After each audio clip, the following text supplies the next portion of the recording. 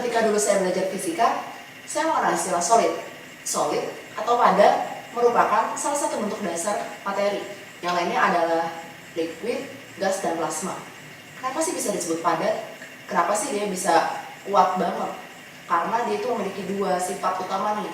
Yang pertama, dia itu harus memiliki kekokohan secara struktural atau rigiditas dan ketahanan atau resistensi terhadap perubahan bentuk atau volume.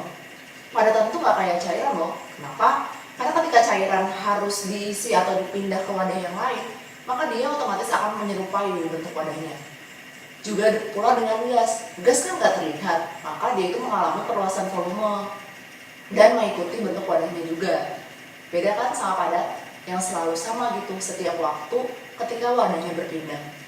Nah, kenapa juga dia bisa disebut dengan strong bonding atau memiliki ikatan yang kuat?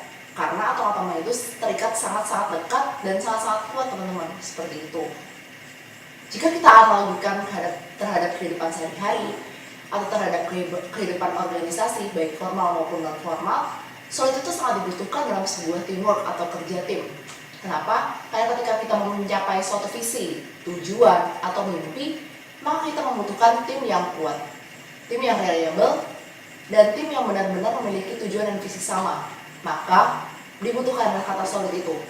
Jika kita analogikan lagi, solid itu sendiri adalah ketika kita memiliki ikatan yang kuat.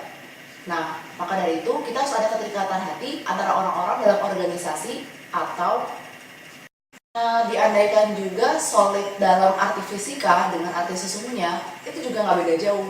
Kenapa? Karena solid dalam hal organisasi, pertemanan, baik formal maupun non formal, itu tuh harus memiliki kekokohan secara struktural, baik yang terorganisir maupun tidak secara langsung, dan memiliki sifat yang resistance atau ketahanan terhadap obstacle atau kesulitan-kesulitan yang di masa depan akan mereka hadapi.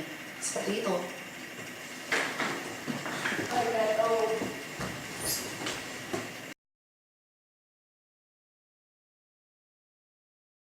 Solusi adalah aktivitas penting dalam penyelesaian sebuah masalah. Solusi memiliki 3 sifat utama nih. Yang pertama adalah taktis, praktis, dan strategi.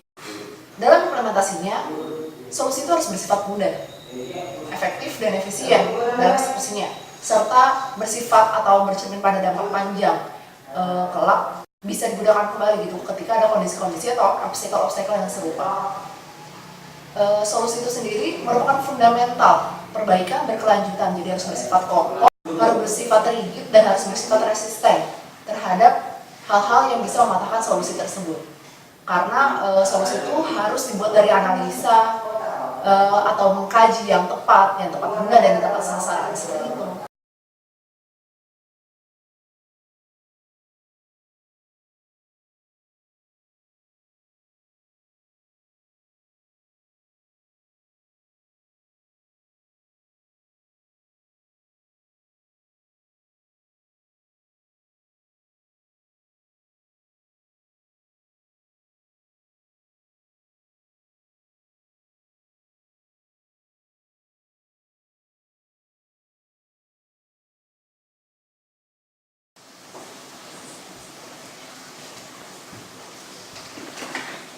Karena aku percaya kita adalah solution maker itu.